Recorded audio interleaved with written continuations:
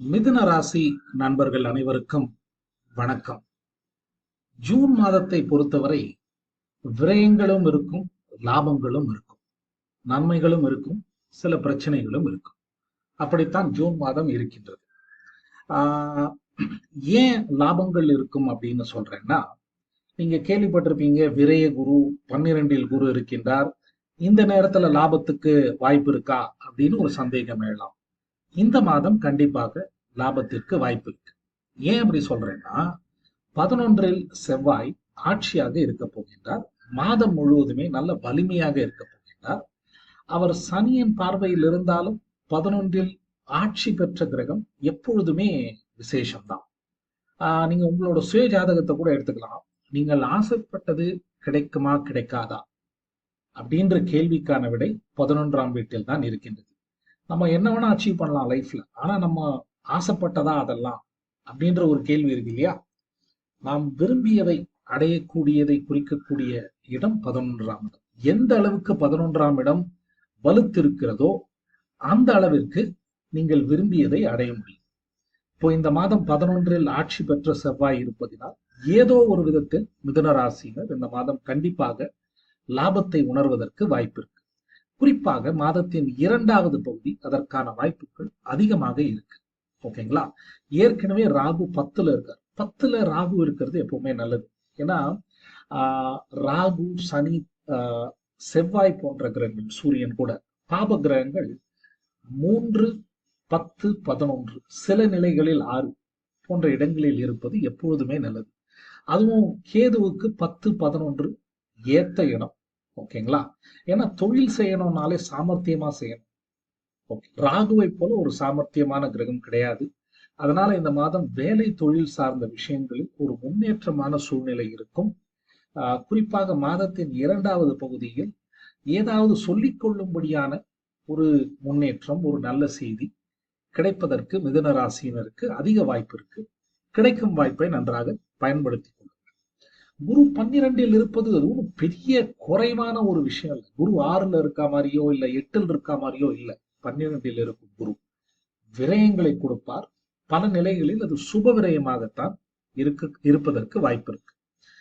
மாதத்தின் முதல் பகுதியில் 4 கிரகங்கள் சுபர்கள் அங்கே இருப்பதினால் சுப விரயங்கள் அதிகமாக நடப்பதற்கு வாய்ப்பு இருக்கு. அதே நேரம் நீங்கள் வெளிநாடு, வெளிமாநிலம் சார்ந்த விஷயங்களில் வேலை, தொழில், இல்லைன்னா வேற விதமான ரிலேஷன்ஷிப் உங்களுக்கு இருந்ததுன்னா இந்த காலகட்டம் ஒரு சாதகமான காலகட்டம் அப்படின்னு நான் கூறுவேன். ஓகேங்களா? புதன், சுக்கிரன் ஆகிய 2 கிரகங்களுமே அஸ்தங்கம் என்னும் நிலையில் தான் இருக்கின்றன. ராசிநாதன் அஸ்தங்கம் அடைவது அந்த அளவுக்கு நல்லது இல்லை.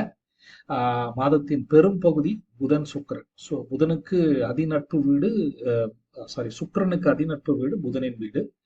ஸோ சுக்கிரனும் 5, 12 கூடிய சுக்கிரனும் அஸ்தங்கம் என்னும் நிலையில் தான் இருக்கின்றார்கள். அதனால்தான் சில பிரச்சனை. குருவால பெரிய பிரச்சனை இல்லை. ஏன்னா 1ல் இருக்கும் குரு திக்பலம் அப்படின்னு சொல்லுவோம், டைரக்ஷனல் ஸ்ட்ரென்த். ஓகே, பல பணக்காரர்களின் ஜாதகத்தில் 1ஆம் இடத்தில் குரு இருக்கும். அவங்க பணத்தை பத்திலாம் பெருசா கண்டுக்கவே மாட்டாங்க. அவங்களுக்கு தன்னுடைய சுய கௌரவம், அதுக்கு தான் ரொம்ப இம்பார்ட்டன்ஸ் கொடுப்பாங்க. 12ல் இருக்கும் குரு அதையே கிட்டத்தட்ட கொடுப்பார். சோ ஒரு பக்கம் வீண் விரையன்னாலும் நீங்கள் சுய கௌரவத்திற்கு அதிக முக்கியத்துவம் கொடுப்பீர்கள். ஒரு விஷயத்தை என்னடா நம்மளால பண்ண முடியலையே அப்படின்ற ஒரு எண்ணம் கூட உங்களுக்கு எழலாம் சில நிலைகளில். அதை முயற்சி செய்து முடிப்பதற்கும் நல்ல வாய்ப்புகள் இருக்கு.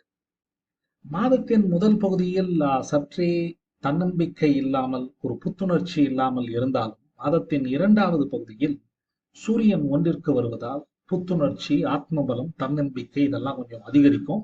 எந்த அளவுக்கு அதிகரிக்கும்னா, கொஞ்சம் தலைகணம் அப்படின்னு அடுத்தவங்க ஃபீல் பண்ற அளவுக்கு கூட உங்களோட செல்ஃப் கான்பிடன்ஸ் அதிகமாக இருப்பதற்கு வாய்ப்பு இருக்கு. எப்பவுமே சூரியன் 1ல் இருக்கும்போது கொஞ்சம் ரொம்ப கான்பிடண்டா இருப்பாங்க. ஓவர் கான்பிடண்டா அடுத்தவங்களுக்கு தெரிவார்கள். அதை கொஞ்சம் கேர்ஃபுல்லா ஹேண்டில் பண்ணுங்க. கேது 4ல் இருப்பதால் தாய் வழி உறவுகளிடம் சில பிரச்சனைகள் வருவதற்கு வாய்ப்பு இருக்கு. இந்த வண்டி, வீடு போன்றவற்றில் ரிப்பேர் இருப்பதற்கும் வாய்ப்பு இருக்கு. பெரிய பிரச்சனை எதுவும் இல்லை, ஏன்னா குரு வந்து பார்க்குறாரு.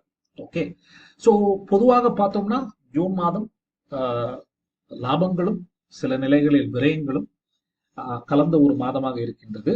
சூரியன் 2வது மாதத்தின் 2வது பகுதியில் சூரியன் ஸ்ட்ராங்கா இருக்கிறதுனால வேலை தொழில் சார்ந்த விஷயங்களில் முன்னேற்றமான ஒரு சூழ்நிலை, நல்ல வாய்ப்புகள் கிடைக்கும் வாய்ப்பை நன்றாக பயன்படுத்திக் கொள்ளுங்கள். நன்றி, வணக்கம்.